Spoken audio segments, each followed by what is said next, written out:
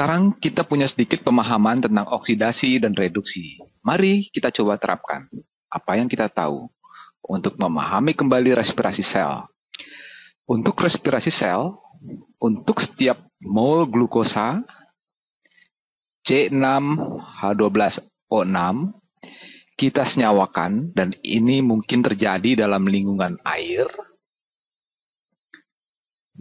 Ini dilarutkan dalam air, kita senyawakan dengan 6 mol oksigen, dan kemudian sel-sel akan melakukan respirasi sel.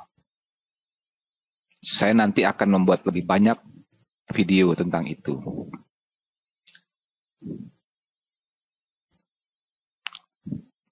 Respirasi sel.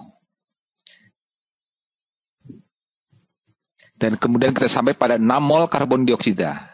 Kita harus menghirup oksigen ini untuk melakukan respirasi sel. Dan kita harus mengembuskan karbon dioksida karena ia hanya merupakan produk samping dari respirasi sel.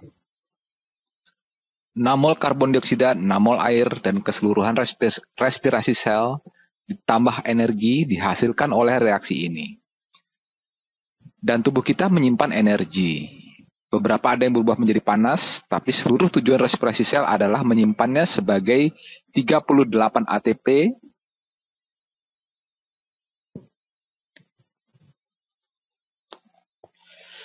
yang merupakan mata uang energi dari sistem biologi. Dan kemudian tubuh kita atau sistem biologi pada umumnya dapat menggunakan ATP untuk kontraksi otot atau menghasilkan impuls saraf atau menumbuhkan sel atau membagi sel atau apa saja yang harus dilakukan oleh suatu sistem biologis.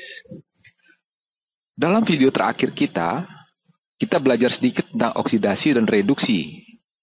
Mari kita terapkan pengetahuan itu di sini.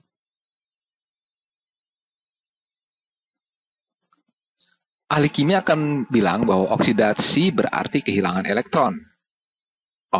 Oksidasi berarti kehilangan elektron atau tidak mampu menahan elektron.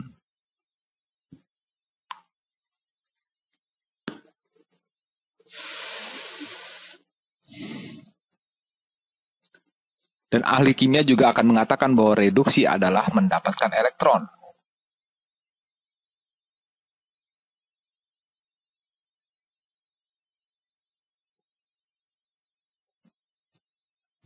Dan jika Anda memiliki kesulitan dalam mengingat, oksidasi adalah kehilangan, yang dalam bahasa Inggris dipakai kata oil. Oxidation is losing.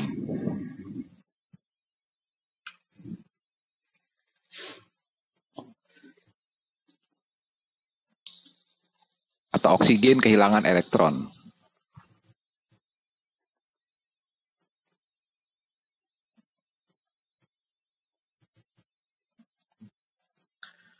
Reduksi adalah mendapatkan atau rig. Jadi oil rig.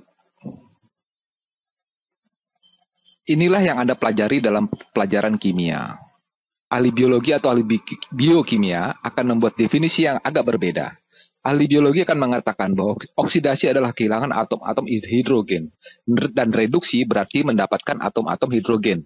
Setelah kita lihat pada video terakhir bahwa definisi ini sulit diterapkan pada hidrogen. Karena atom hidrogen tidak dapat kehilangan atau mendapatkannya sendiri. Dan kenapa kita bilang bahwa dua gagasan itu konsisten?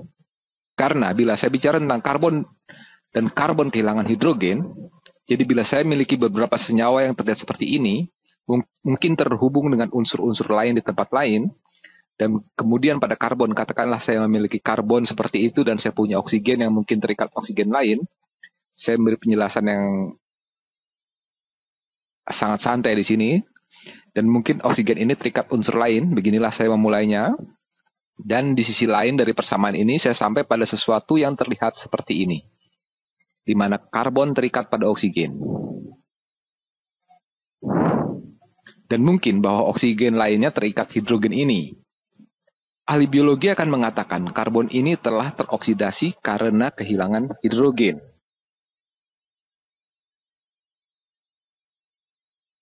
Hidrogen keluar dari sini dan menuju oksigen ini. Para ahli biologi akan bilang, oksigen telah berkurang atau tereduksi. Oksigen tereduksi karena ia mendapatkan hidrogen. Namun kenyataannya atau menurut para definisi ahli kimia, karena karbon lebih bersifat elektronegatif ketimbang hidrogen.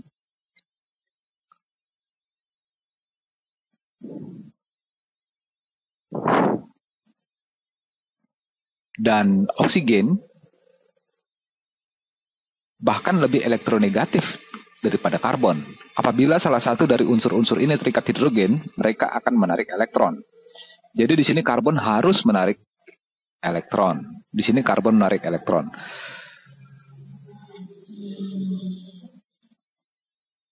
Menarik elektron.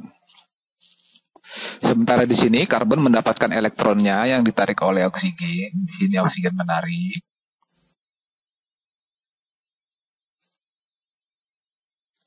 Jadi dengan kehilangan hidrogen, karbon sesungguhnya kehilangan kesempatan untuk menarik elektron. Dan karena akhirnya ia mengikat dengan oksigen, ia tidak hanya tidak menarik elektron hidrogen, tapi kemudian mendapatkan elektronnya ditarik oleh atom yang lebih elektronegatif.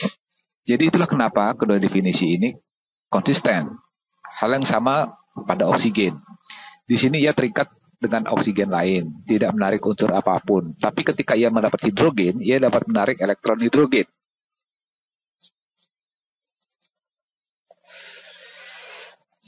Karena ia jauh lebih bersifat elektronegatif.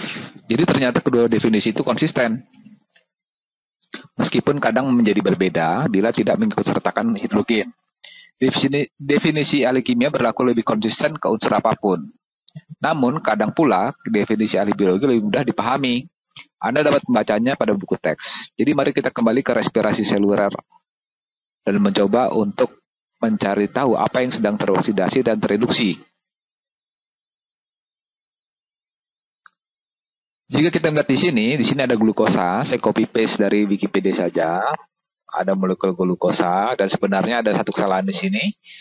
Dan mungkin saya harus mengedit itu di Wikipedia. Harus ada hidrogen lain yang terikat pada karbon sebenarnya di sana. Tapi seperti yang Anda lihat, semua hidrogen terikat pada oksigen atau bahkan karbon di sini. Pada sisi kiri mereka terikat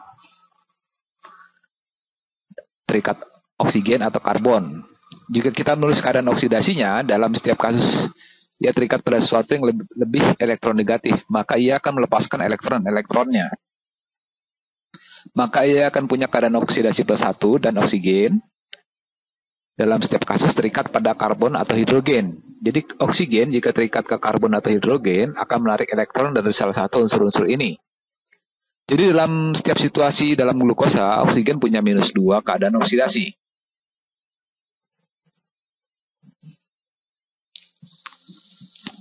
Dan karbon, karena semua ini netral, orang akan mengira karbon punya keadaan oksidasi netral. Dan sebagian besar karbon ini memang punya keadaan oksidasi netral.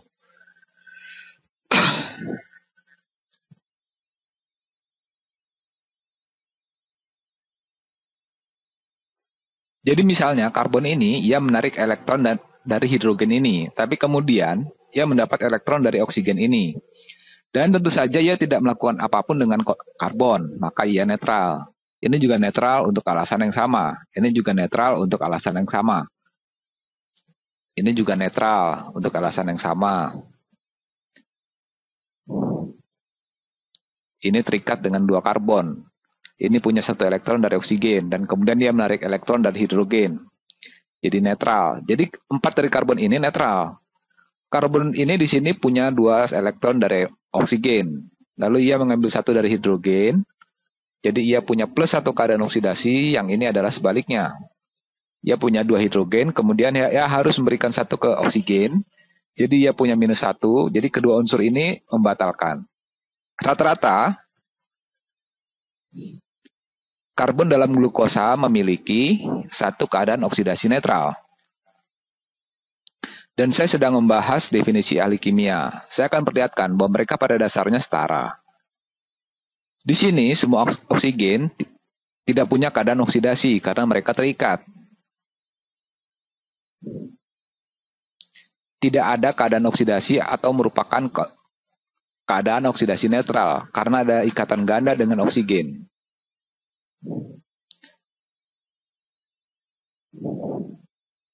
Mereka jelas sama elektronegatifnya. Jadi jika kita melihat hasilnya,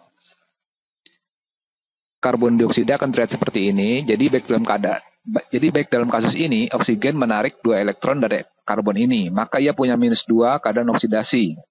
Oksigen ini menarik 2 elektron dari karbon, maka ia punya -2 keadaan oksidasi. Dan semua elektron valensi karbon ini, keempatnya ditarik oleh oksigen. Jadi ia punya +4 keadaan oksidasi.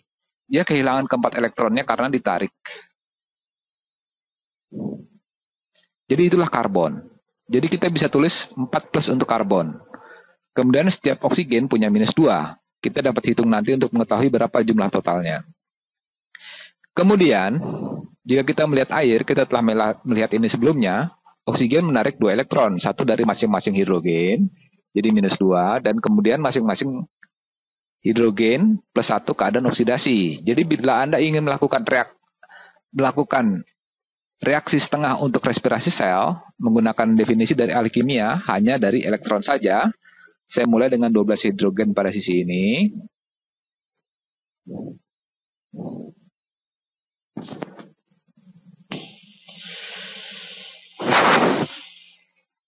Jadi H12 di sisi ini, mereka semua punya +1 keadaan oksidasi. Dan kemudian terjadi respirasi sel. Sekarang saya punya 12 atom hidrogen. Saya menulis 12 sedikit berbeda di sini. Tapi mereka masih punya +1, masing-masing masih punya 1 keadaan oksidasi. Maka dari sudut pandang reduksi oksidasi, tak ada yang terjadi pada hidrogen.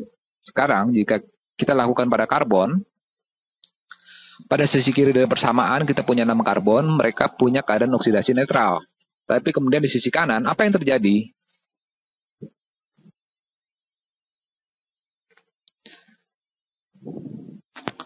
Saya sekarang punya 6 karbon. Saya punya 6 karbon dan masing-masing punya +4 keadaan oksidasi. Artinya, mereka telah kehilangan 4 elektron.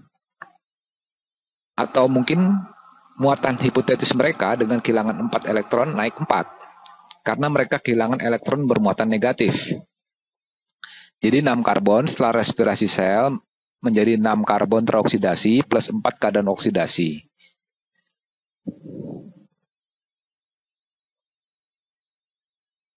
Plus, jadi masing-masing kehilangan 4 elektron. 6 dari mereka, 4 kali 6 adalah 24 elektron. Ini adalah elektron dari karbon. Maka pada respirasi sel kita tahu bahwa karbon teroksidasi.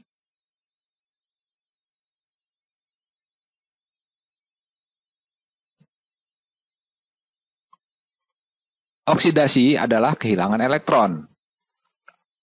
Kita lihat dalam respirasi sel, kita buat reaksi setengah di sini, karbon hilang, 6 karbon kehilangan 24 elektron. Dan akhirnya jika saya harus melakukan pada oksigen di sisi ini, jadi di sini saya punya 2 oksigen, dan saya akan buat mereka sedikit terpisah. Saya punya 6 oksigen, yang punya -2 keadaan oksidasi.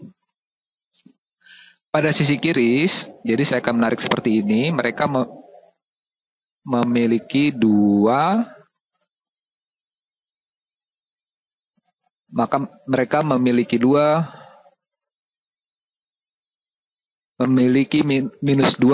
keadaan oksidasi.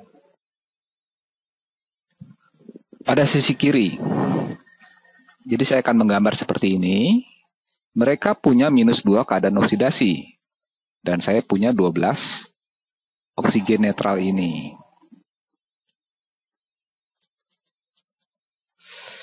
Jadi saya tidak akan menulis keadaan oksidasi atau bilangan oksidasi di sini.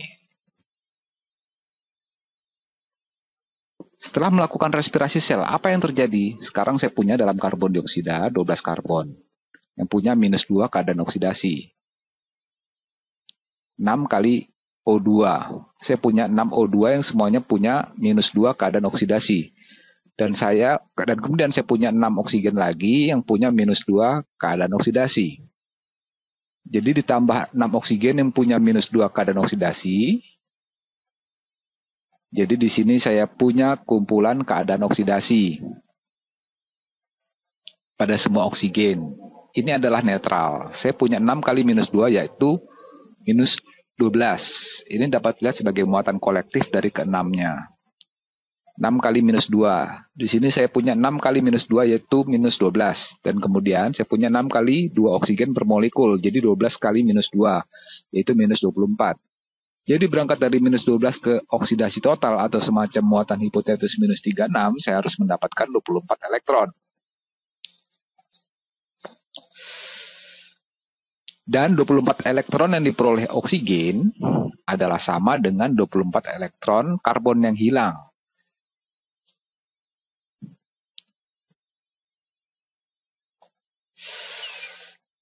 Jadi, dari sudut pandang ahli kimia sangatlah jelas. Karbon teroksidasi. Dan oksigen yang mendapatkan elektron, yaitu reduksi adalah mendapatkan, reduction is gaining, oksigen berkurang. Dan ini semuanya adalah sedikit review. Tapi bagus untuk melihatnya dalam konteks respirasi sel. Dan ini sebenarnya semacam jawaban dari pertanyaan dari mana asal energi ini. Dalam setiap reaksi kimia ini, setiap energi dihasilkan itu karena elektron-elektron berangkat dari keadaan energi tinggi ke keadaan energi rendah. Jika saya punya elektron di sini pada keadaan energi tinggi dan dia mampu pergi ke keadaan yang lebih nyaman, orbit rendah atau orbit energi rendah, ini akan menghasilkan energi dalam bentuk panas atau mungkin ini dapat melakukan beberapa pekerjaan dalam beberapa cara. Membantu membuat molekul-molekul ATP. Jadi ketika Anda melihat setengah reaksi ini, Anda melihat 24 karbon yang sedang kehilangan karbon-karbon yang teroksidasi. Dan mereka menuju oksigen. Mereka berangkat dalam seluruh rangkaian tahap. Hal ini tidak hanya terjadi dalam satu ledakan besar. Hal ini terjadi melalui serangkaian besar langkah. Dan saat melakukan itu, ia masuk ke keadaan energi yang semakin rendah. Saat elektron-elektron ini masuk ke keadaan energi rendah, dengan berangkat dari karbon dan dorong menuju oksigen, dari situlah energi berasal. Dari situlah asalnya energi untuk membuat 38 ATP. Jadi, sejauh ini kita sedikit mengulas bagaimana ahli kimia memandang oksidasi. Pada awal video, saya singgung sedikit bagaimana ahli biologi memandang oksidasi. Dan kita lihat bagaimana dari sudut pandang ahli kimia. Jelas menunjukkan bahwa karbon teroksidasi. Karbon kehilangan elektron-elektronnya. Dan ketika oksigen berkurang, ia mendapatkan elektron. Ini sedang berkurang. Elektron-elektron ini berangkat dari karbon dan mereka menuju ke oksigen di sini.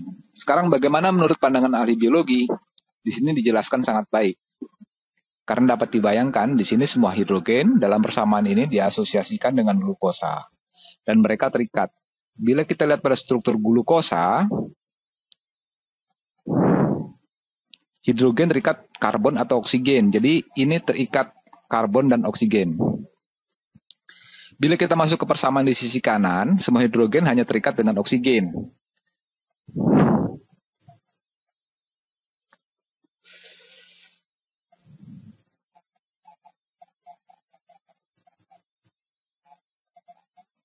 Semua hidrogen hanya terikat dengan oksigen. Jadi hasil akhirnya karbon jelas kehilangan hidrogen. Dan hidrogen serta oksigen pasti mendapatkan hidrogen.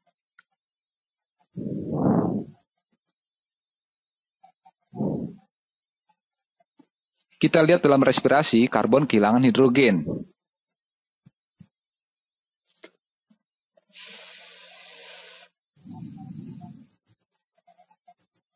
Dan oksigen memperoleh hidrogen. Dan itu konsisten. Karena dengan kehilangan hidrogen, sedang terjadi oksidasi menurut pandangan ahli biologi. Dan dengan mendapatkan hidrogen, oksigen berkurang. Supaya Anda bisa paham ini, ketika saya mulai menggambarkan mekanismenya, moga-moga tidak menambah rumit, proses transfer hidrogen ini difasilitasi oleh molekul-molekul seperti NAD+ dan FAD. Kita akan lihat nanti. Bila kita ingin mempertemukan dua pandangan itu, saat hidrogen sedang ditransfer dari satu atom elektronegatif ke atom elektronegatif lainnya,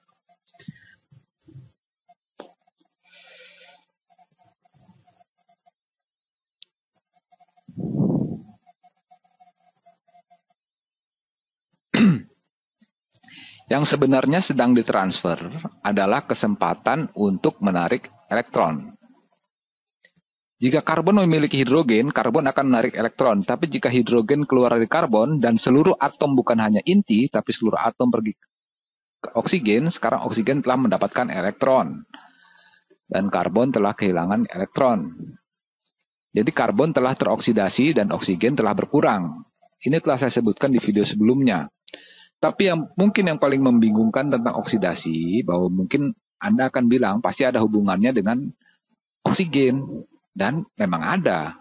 Kata oksidasi berasal dari apa yang akan oksigen lakukan untuk sesuatu.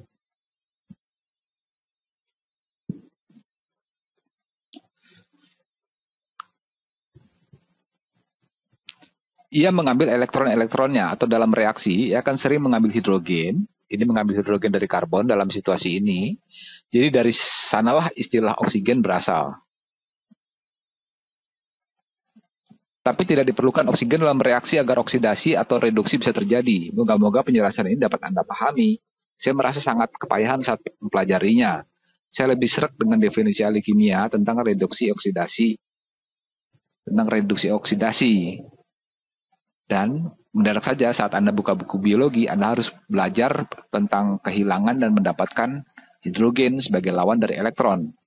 Saya perlu waktu beberapa lama untuk dapat mempertemukan dua gagasan itu.